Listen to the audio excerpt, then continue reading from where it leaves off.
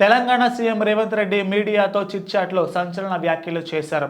కేంద్ర మంత్రి Kishan Reddy BRS working president KTR పై విమర్శలతో దాడి చేశారు.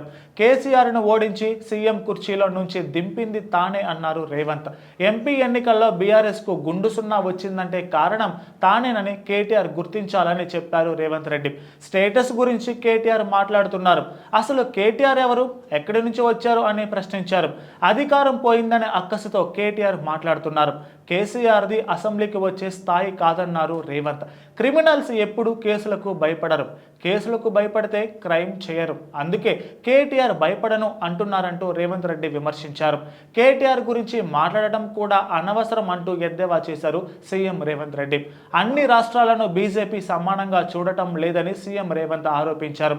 బుల్లెట్ ట్రైన్ గుజరాత్కు ఇచ్చారు, తెలంగాణకు ఎందుకు ఇవ్వటం లేదని రేవంత్ ఈ సందర్భంగా ప్రశ్నించారు. తెలంగాణ కడుతున్న పన్నులు ఎంత, తిరిగి కేంద్రం కేటాయించిన నిధులు ఎంత, సందర్భం వస్తే ఈ అన్యాయంపై ఆమరణ దీక్ష చేస్తా అని సంచలన ప్రకటన చేశారు రేవంత్.